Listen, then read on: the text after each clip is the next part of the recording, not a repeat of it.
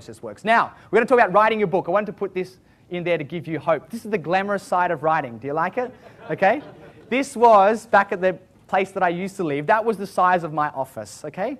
Tiny little thing. And I actually had to clean the desk up for that particular photo. But I just wanted to put that there to give you hope. So many people think, well, my circumstances aren't right now. When I move into a bigger place, or when I have a new computer, or when this happens, or when that happens, then I'll write my book, okay? So, I remember someone saying that you can get, you can get results, or you can either have results or excuses, but you can't have both, okay? You can either have results or excuses, but you can't have both. So just think about what are your circumstances and know that anything that you come up with which could stop you, think about that just being an obstacle that you can overcome to achieve your goal. Okay, here we go. Ways of writing your book. There are many ways to write your book. As I said, this is not a writing course. However, there's a couple of important things which you're going to need to know, whether you're a fiction or a non-fiction writer. The first thing that you can do, and it's probably the case if you're a fiction writer, is you can write the entire book yourself. That's the first thing that you can do. So the way that you'd probably some tips for doing that is you're going to carry a notebook around with you everywhere you go. Carry a notebook around.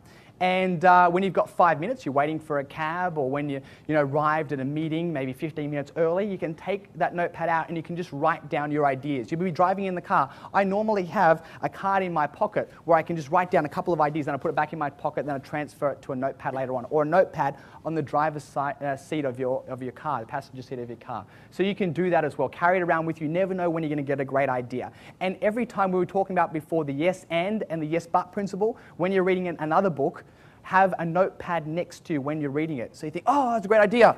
I can say something about that. And you can write that point down in your notebook. That's a great little tip. The next one is make the time to write down your ideas. You've got all these ideas in a notebook. You've got to make the time to write them down. That's if you're doing it yourself. Now, I've heard some different ideas on this, and I don't have a particular right way. It's up to you. Trial both. Some people prefer to set an hour or 2 hours a day, and that's when they're going to write their book. And they set the time from 6:30 to 8:30, I'm going to write. Whether that be the morning or the night, you find out if you're a morning person or a night person, you're going to put that time aside. Now, some people attempt to do that, but with their busy lifestyle, it just doesn't work. They may have, get to bed at 2 a.m., so they miss the morning, and then once they get out of that rhythm, it just doesn't really work for them. So that works for some people. For other people, you may want to, as I know some authors do, they go away on a retreat for sometimes 5 days. And that's all they'll do is they'll write. They'll take their computer, they'll disconnect the internet so they can't check emails, they'll leave their mobile phone at home, and they'll leave the hotel, the hotel room number for their, husband or wife if they need to get in touch with them urgently. But that's it. They sit and they write. And I've heard people that have put together a whole book in 4 days, just sat there in front of a computer and wrote their book. For fiction writers, and if it's going to be a thicker book, it may take you 2 weeks or 3 weeks or maybe a month, okay? But remember, you're going to do the job once, you're going to get paid for potentially a lifetime. So it's worth putting that time aside. You've just got to make it and you've got to stick to it. Trial both strategies, see which one is going to work for you. Who's found with their writing, people that have been doing this, that it works better to put aside 1 or 2 hours every day and do it consistently? Who's found that works better for them? Okay, some people who find it's better to go away, have no distractions, and just write for a couple of days solid. Okay, a few people. As you can see, it's kind of 50-50, so see which strategy works for you. Another cool thing, that's why I said before at the beginning, you can write a book without being able to write.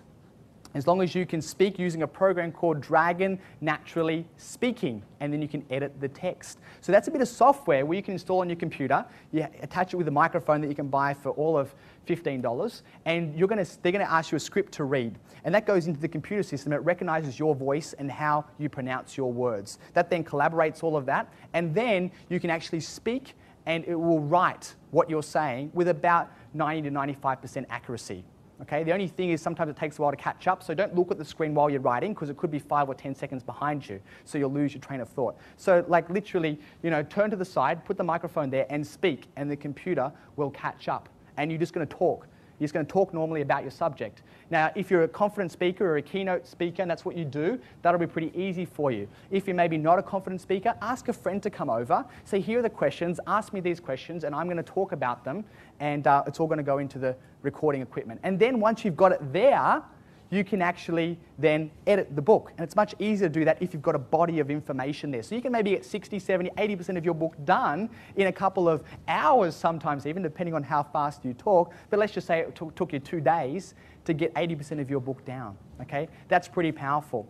So that's another great way for people that may not be confident with writing down information, okay? Or could be slow. Maybe they can't touch type and they can't get the ideas out of their head fast enough.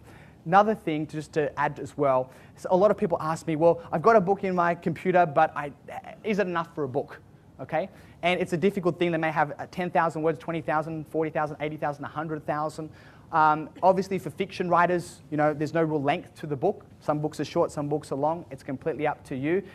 You'll kind of probably work that out yourself. But for people that are writing non-fiction books, I'd recommend writing somewhere between 150 to 200 pages. So something like that, maybe slightly thicker. That's around about 35 to 40,000 words. I just put that in there because some people, one of the questions that they ask was, how do I know when I've got enough information to have my book published? So they said, I've got this many words. Have I got a book? I've got this many words. Have I got a book? That's why I put this into this particular product, because that's what the market wanted. But between sort of 40,000 words is a good size. I've got this book here. It's the Property Millionaires book. This one's about 240 pages, a little bit longer, and there's about 60,000 words in this book, just to give you a bit of an idea. That's number one. You can write the entire book yourself. Number two is that you can outsource the writing to somebody else. Outsource it. You can hire a